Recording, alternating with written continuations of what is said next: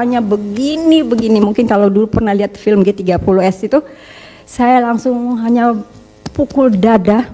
Maafin saya Pak. Terus terang aja, saya juga sakit loh. Bukan klien aja sakitnya di sini. Nggak ada yang bisa jawab. Mau cerita orang, ya sabar, tapi kan sini nempel sakitnya gitu ya. Di sini juga terganggu terus. Apa yang saya kerjain rasanya nggak bisa tekun. Boleh mau minum obat tidur, asal gue tidur 3 hari gitu. Di luar negeri saya gitu, ambil obat tidur 3 hari nggak mau tahu gitu. Mengucap terima kasih, saya tidak bunuh diri. Gara-gara saya diundang di Global TV.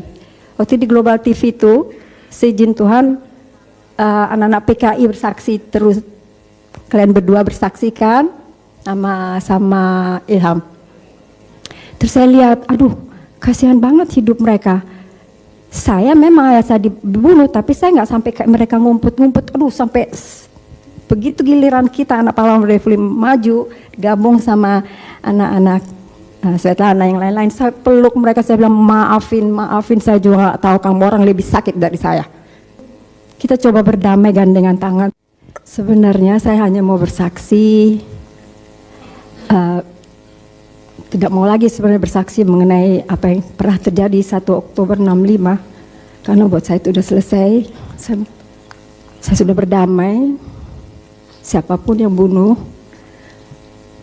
setiap manusia itu kan ada kelemahannya ya. Saya juga ada kelemahan, jadi saya belajar untuk menyampaikan, mari berdamai. Bagi seorang anak umur 17, kita mulai aja begini dulu deh. Tahun 57 saya dengan orang tua saya ke Jerman di Bonn, Athan. Beliau menjabat sebagai Adhan. Terus kita pulang tahun 64 kalau nggak salah. Kita sudah mau pulang, tahu ayah saya bilang, Katrin sama adik saya Masya, kita nggak jadi pulang. Sementara kita udah bikin pesta perpisahan di kedutaan, sekolah-sekolah. Saya dulu di Jerman, dia diundang. Lo nggak mau, saya mau harus pulang Pak. Kenapa? Nggak mau, malu balik lagi ke sekolah. Kamu sudah dibikin pesta, dikasih kado. Saya bilang gitu sama teman-teman bule-bule itu. Terus ya oke, cari solusi, saya dipulangkan duluan dengan salah satu Bapak Brigjen Marbun almarhum. Saya pulang ke Indonesia.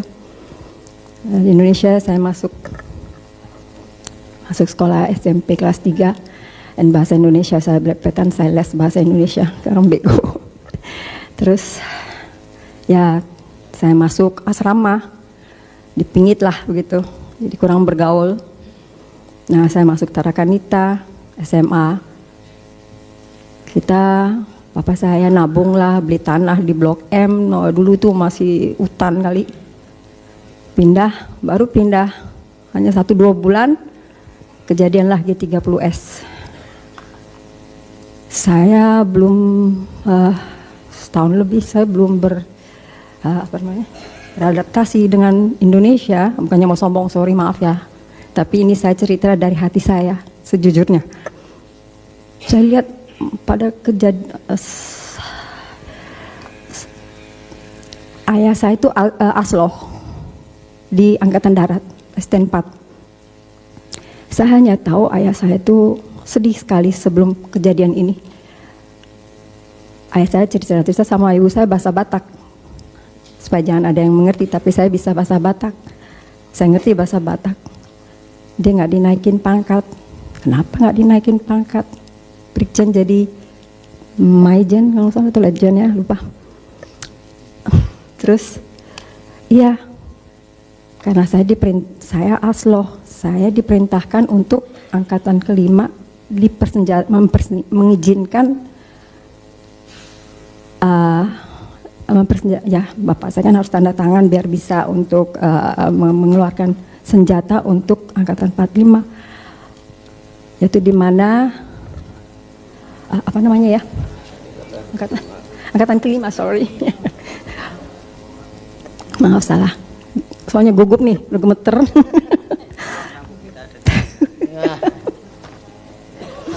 Habis suruh cerita lagi dari mulai ya.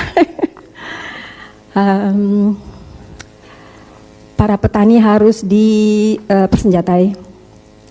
Terus tentu of course ya tentu orang tua saya, papa saya nggak setuju. Gimana petani mau dipersenjatai? Mereka nggak tahu apa-apa, megang aja. Mungkin saya aja megang waktu 1 Oktober itu aja, wah serem. Nah, sudah sejak itu nggak lama lagi ya kejadian lah itu.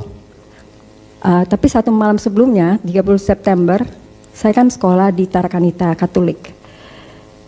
Kita itu kan tunduk perintah, sore jam 4 ngumpul di Tarakanita, naik bus semuanya ke Gelora Bung Karno, pakai seragam. Untuk apa? Untuk ikut Mubestani namanya. Singkatan apa ya Mubestani? Nggak tahu saya juga. Mubestani. Saya hanya melihat di situ, saya masih ingat banget seragam putih-putih. Kalau nggak salah Pak Aidit sama satu lagi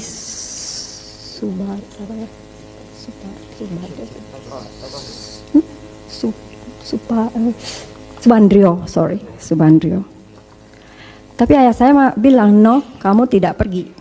Lu papa bagaimana sih? Saya kan sekolah tarakit, di sekolah nanti saya dimarahin, nanti mernya marah sama saya. Tidak bisa kamu pergi situ. Saya berantem sama papa saya. Tapi saya keras, saya paksakan diri saya pergi. Segitu saya pulang sudah malam karena sore kan mulainya. Saya pulang, saya ngendap naik ke atas. Lihat, oh kamar papa saya masih nyala lampu. Cepat masuk kamar ganti baju tidur gitu. Saya nyesal sampai sekarang itu kejadian. Tahu jam 4 kurang saya terbangun. Teriak-teriak di luar. Banyak drap boots, sepatu boots. Saya ngintip kamar kita, saya di atas ada kerpiak kelihatan. Apaan tuh kok baju seragam hijau? Ternyata kita ada di klub Kepung. Zaman dulu tuh rumah itu ada branhang ya. Jarak antara rumah itu ada branhang. Jadi mereka masuk lihat branhang. Kita nggak tahu udah wah banyak banget itu tentara pakai senjata. Terus sebagian masuk di bawah, mereka nggak berani naik ke atas. Yang kena pembantu kita yang udah lama sama kita ikut ke Jerman. Ayo kamu mana? Ndoromu mana? Kamarnya. Ini si Erni ini diam aja ketakutan. Sepupu saya yang anak mahasiswa, satu lagi om saya, om ipar, ada di bawah 3 orang di kamar bawah. Ada apa Erni? Terus mereka nggak ada nanya berat segitu dengar suara dari balik kamar, bener-bener itu bertiga blep langsung. Saya belum tahu itu ya, enggak mati, enggak meninggal, hidup masih berlubang semuanya. Saya masuk, tapi saya masih fight di atas, bertahan di atas. Terus itu mereka itu nggak mau naik. Terus ayah saya di atas ngokang senjata, tapi nggak bisa, gimana ya, stuck begitu ya. Ya, tapi sekarang saya ngerti, saya terima kasih sama Tuhan, stuck, nggak sempat ngebunuh orang sebelum dia juga dibunuh. Jadi nggak sempat berdosa. Jadi saya lihat ayah saya ngokang, saya nelfon. Nah zaman dulu tuh telepon di atas sama ke bawah paralel. Jadi bunyi, muter. Yang di otak saya hanya teman saya ada satu lagi, kolonel, Samosir. Tak dipotong, digunting di bawah. Sudah, selesai lah, nggak bisa bicara lagi. Dia tuh bingung, Pak gimana nih? Tahu di bawah, saya dengar di bawah sebenarnya dia udah bentak itu si pembantu kita. Mana kamu andoromu terus aja nih si Erni nggak mau bilang. Akhirnya sampai depan tangga. Depan tangga itu ayah saya hobi binatang, jadi ada harimau yang diisi. Terus ada beruang yang hitam. Mereka takut kayaknya memberi beruang hitam itu. Terus mereka nggak berani naik ke atas. Ternyata saya tahu bahwa posisi naik turun tangga itu nggak bagus untuk nembak kayaknya begitu deh. Terus udah gitu saya bilang, Bapak Jenderal turun. Dia bilang, Jenderal turun. Nah ayah saya ngokang juga masih keluarin. Saya bilang, siapa yang harus turun? Bapak Jenderal. Dia nggak tahu siapa. Bapak Jenderal mana? Hanya Bapak Jenderal aja. Terus saya bilang, siapa yang suruh? Sorry ya, mungkin bohong. Paduka yang mulia, dia bilang, ya sudah, ayo Pak, Bapak dipanggil sama Bapak Presiden. Udah, ayah saya pakaian. Tapi belum selesai, ribut banget, maksa banget, ngancem. Jadi nggak usah diingetin itu ngancemnya. Terus ayah saya akhirnya turun, sampai belum sempet pakai sepatu sama topi sama apa? Sama ini tongkat. Turun, saya mau ikut. Jangan ada yang turun. Ayah saya bilang, mau turun, jangan ada yang turun. Kan nggak rela ya. Udah, oke, saya dengaran, saya lari ke balkon depan, mau lihat, mau diapain tuh? Ke depan saya lihat di bawah, pas mau menuju ke pagar, sudah ngumpul di situ. Anak ayah saya sendiri di situ. Terus dia bilang, beri hormat. Ini Bapak naik ini, aduh, ini orang benar-benar deh. Tapi dilihat kita ngintipnya udah, untung nggak kena loh. Adik saya yang kena apa? Yang nomor 2. Serempet. Terus udah nggak berani. Kita mesti ngintip. Mau diapain tuh Papa? Beri hormat, dia bilang gitu kan. Papa saya nggak mau dong. Ini siapa lu? Istilahnya tentara bukan siapa. Nggak tahu siapa lu gitu kan. Kenapa harus beri hormat? Dilihat nggak ada pangkat juga. Nggak mau beri hormat. Tuhan saksi ya, dia langsung melipat tangan, berdoa. Di situ tuh mereka tuh mungkin nggak suka. Ayah saya tuh pakai senapannya, jatuh. Saya langsung nggak peduli lu mau nembak, gue lari ke bawah. Dudut. Adik saya yang 2 laki ngikut, yang nomor 2 sama nomor 3 sama nomor 4. Lari saya ke bawah, saya ikutin. Buka apa lihat udah nggak ada. Adanya bekas seretan, dan saya hanya nemuin, saya hanya begini, mungkin kalau dulu pernah lihat film G30S itu, saya langsung hanya pukul dada, maafin saya Pak, nggak bisa nolong maksudnya ya, karena saya paling tua, saya nggak bisa nolong. Terus dilempar, langsung sepi, nggak tahu kemana itu mereka, berapa truk. Tapi besok-besoknya kesaksian orang di seberang cerita, ayah kamu diseret, dilempar aja begitu, lihat pagar, dan memang benar ketemu, mungkin kepala duluan kali ya, jadi ada rambutnya itu, adik saya rebutan nyimpen gitu. Nah saya langsung waktu itu baru nyuruh bawa mobil, saya langsung situ dijago bawa mobil, saya mundurin mobil, ngebut, di otak saya hanya satu, Bapak Nasution ke Tengkumar. Dulu kan belum ada mobil banyak ya. Saya ngebut, terus ada pembantu laki-laki nggak tahu dari mana. Kamu nemenin saya yuk. Tapi lucu, sampai sekarang saya nggak ketemu itu. Masih heran, sayang dia nggak datengin kita lagi. Saya ngebut sampai di sana, terus saya sampai depan Tengkumar. Pak Nasution bilang, di sini bilang, Bapak juga hilang lah. Saya jadi bingung, lu kemana nih saya nih? Bapak juga hilang. Ayah saya gini deh, Bapak hilang, kemana saya lari? Oh saya ingat di ujung Cut Mutia. Om saya, sepupu Papa, saya langsung situ memang Om itu anaknya laki 4, adik-adiknya laki. Walau saya udah dijambak, kemana Bapak kamu, kemana Bang, nggak tahu, saya juga nggak tahu, saya bilang gitu, udah mau pingsan. Nah akhirnya itu 4:30, akhirnya kita balik, dibawa. Sementara suasana di Jakarta udah nggak tahu lagi ya, hening, tegang gitu. Terus setelah berapa tahun ada rekonstruksi. Sebelum rekonstruksi mereka datang, kami berdoa semuanya supaya jangan benci, supaya kita bisa mendengar what's happened. Dan mereka bilang, itu Bapak yang saya kenal, nama yang bunuh ayah saya, terus yang lain-lain itu. Waduh, tapi kasihan juga ya. Habis digebukin, ini pelor sini mana? Kenapa kamu ada di sini? Terus tanya. Terus mereka saksi, seandainya Bapak tidak, mereka ditugaskan 4:30 sampai 4:30. 4:30 Bapak Jenderal dapat atau tidak dapat harus bubar. Nah ayah saya 5 menit sebelum 4:30 udah keluar. Saya nyesel, lama banget saya dalam hati, aduh kenapa lah nggak kurang 5 menit gitu ya. Tapi ya kehendak Tuhan lain ya, itu jalan suratannya dia gitu. Jadi sejak itu 1 Oktober 65 hidup saya ya namanya umur 17 tahun ya, lagi puber. Udah nangis aja, mau bunuh diri lah, minum obat tidur lah segini, dikuras lah, mau motong lah sampai begitu. Ya, ya. Akhirnya saya dibawa ke rumah sakit. Dokter bilang, anak ibu jangan tinggal lagi di rumah itu trauma bagi anak ibu. Ya ibu, kalau buat ibu saya mah kenang-kenangan buat suaminya, jadi harus ngalah, saya yang harus pergi. Nah, terus kebetulan ada teman papa saya mau dikirim jadi dubes, saya ikut lah. Saya lama nggak mau pulang ke Indonesia. Terus terang aja saya benci sama Indonesia. Karena saya pulang kok jadi bapak saya yang digituin. Gitu, namanya berpikir anak umur segitu ya. Emang zaman dulu umur 17 sama zaman sekarang umur 17 beda loh. Lugu banget. Beda sama sekarang 17. Ini saya lugu banget. Nah terus saya di sana disekolahin lah. Sekolah ini 2-3 bulan nggak jadi. Pindah lagi itu D3 kan, nggak tahu berapa kali saya keluar masuk. Gak bisa, akhirnya saya ketemu dengan Bapak B.J. Habibie.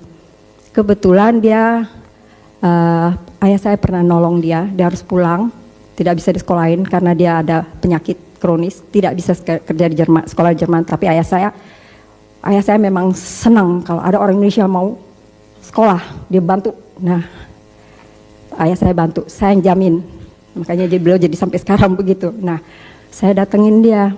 Katrin, saya dengar kamu ini kok kayak stres ini. Memang saya stres, Om tahu apa? Saya gituin kan. Ya mama ngeluh, kamu begini. Ya memang mau kemana? Pegangan saya sudah nggak ada. Saya pernah janji sama ayah saya mau jadi dokter anak, bantuin sampai ke Indonesia kan saya lihat susah, saya mau ke situ gitu lah. Sedangkan ayah saya nggak ada lagi, ya udah nggak ada semangat lagi mau jadi apa kayak gitu. Nah, ya sudah kamu sekarang mau apa? Ya Om kan banyak kenalan, saya mau jadi stewardess aja deh. Mau keliling dunia cari-cari di mana nih apa sih artinya hidup ini kok begini begitu. Akhirnya memang saya terbang lah jadi stewardess, pulang akhirnya ke Indonesia karena dibilang, hai kamu itu orang Indonesia, kamu harus menikah sama orang Indonesia. Tapi untung puji Tuhan saya nggak suka bule.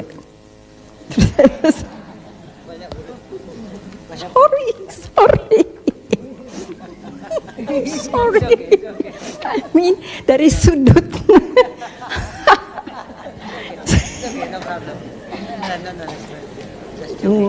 just joking, yes.